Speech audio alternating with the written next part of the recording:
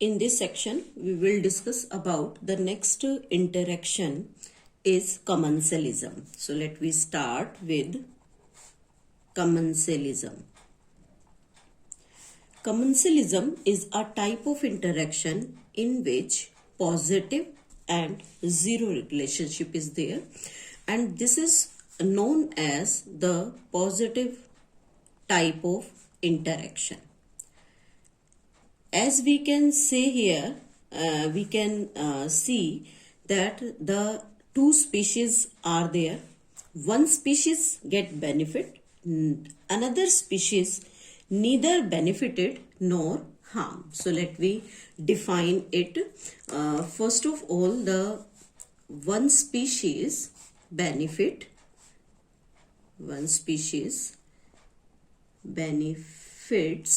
and other species neither benefited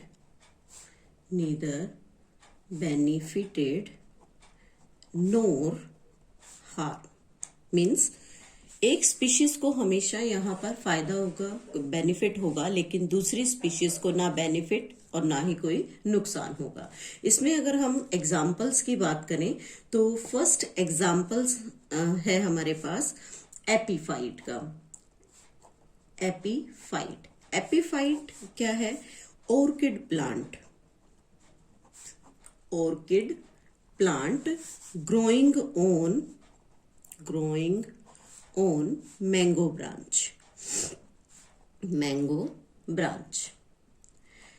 कैसे हम इसे एक्सप्लेन करें? देखिए, जो ऑर्किड प्लांट है, it is a space parasite means it grows only on mango plant only for the space but not get nutrients from mango. लेकिन mango plant से किसी भी टाइप के न्यूट्रिएंट्स को ऑब्टेन नहीं करता. तो यहाँ हम कह सकते हैं कि ऑर्किड को यहाँ पर बेनिफिट हो रहा है, इट मीन्स पॉजिटिव, और मैंगो को ना बेनिफिट है और ना ही कोई नुकसान है. तो इस तरह का जो इंटरेक्शन होता है that is named as the commensalism. Second example is of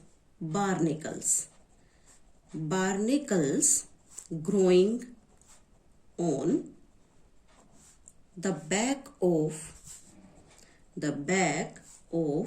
whale.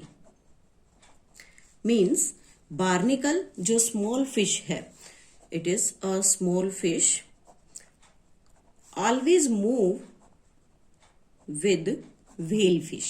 तो whale fish जब भी अपना फूड ऑब्टेन करती है, मीन्स whale fish जब फूड ऑब्टेन करती है तो उस फूड से जो छोटे पीसेस गिरते हैं, उसके माउथ से जो पीसेस गिरते हैं, उन पीसेस पर ये बार्नेकल फीड करती है. इट मीन्स व्हेल को जीरो इंटरेक्शन हो गया कि व्हेल का कोई बेनिफिट नहीं है, कोई नुकसान नहीं, लेकिन फिश को वहां से फूड मिल जाता है, इसलिए उसे बेनिफिट होता है. तो इस तरह का इंटरेक्शन commensalism कहलाता है.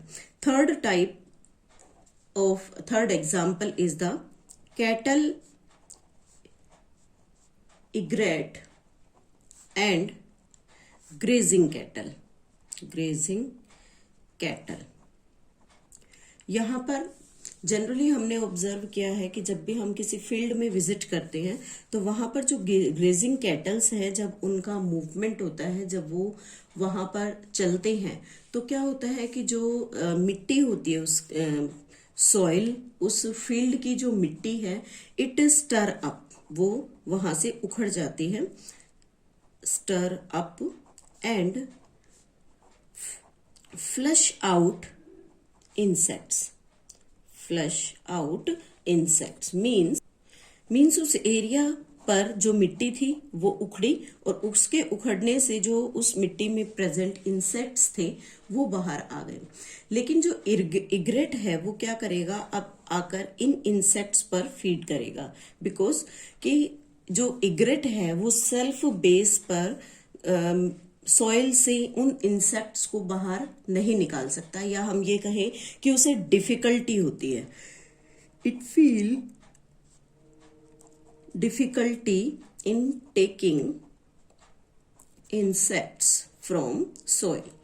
क्यों? क्योंकि जो इंसेक्ट्स हैं वो मिट्टी के नीचे दबे हुए हैं, लेकिन जब कैटल्स उसके ऊपर मूव करते हैं तो उन मूवमेंट से रिजल्ट क्या निकलता है कि जो ग्रेजिंग कैटल के खुर जो होते हैं, पैर, उनसे मिट्टी हिली, मिट्टी वहां से स्टर अप हुई और उससे इंसेक्ट्स बाहर आए और उन इंसेक्ट्स पर कैटल इग्रेट जो है वो फीड करता है। तो यहाँ पर जो ग्रेजिंग कैटल्स हैं इनको जीरो इंटरेक्शन है, कोई बेनिफिट नहीं है, कोई नुकसान नहीं है। लेकिन जो कैटल इग्रेट्स होते हैं they have positive interaction. So this is the example of the commensalism. Next example is, fourth one is the sea anemone and clownfish. Sea anemone and clownfish. C anemone एक स्टिंगिंग टेंटिकल वाला organism है, stinging tentacle, Coelenterata को belong करता है। तो यहाँ पर जो उसके स्टिंगिंग टेंटिकल्स हैं, ये स्टिंगिंग टेंटिकल्स उसे अपना न्यूट्रिशन डिराइव करने में हेल्प करते हैं, न्यूट्रिएंट डिराइव करने में हेल्प करेंगे।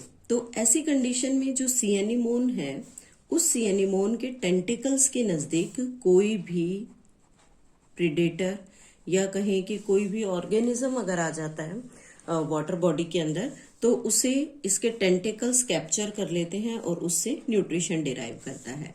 बट जो क्लोन फिश है, क्लोन फिश, वो आकर उसके टेंटिकल्स के बीच में बैठ जाती है, सेटल हो जाती है।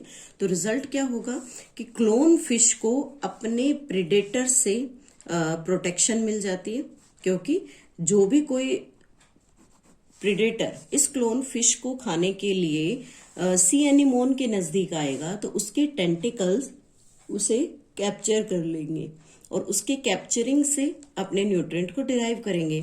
तो यहाँ पर जो क्लोन फिश है उसको पॉजिटिव बेनिफिट हुआ, लेकिन सी एनीमोन को क्लोन फिश से ना तो कोई बेनिफिट होता है और ना ही कोई नुकसान होता है। इसलिए ऐसी इंटरेक्शन को भी हम कमेंसलिज्म कहते हैं। So this is all about the interaction commensalism.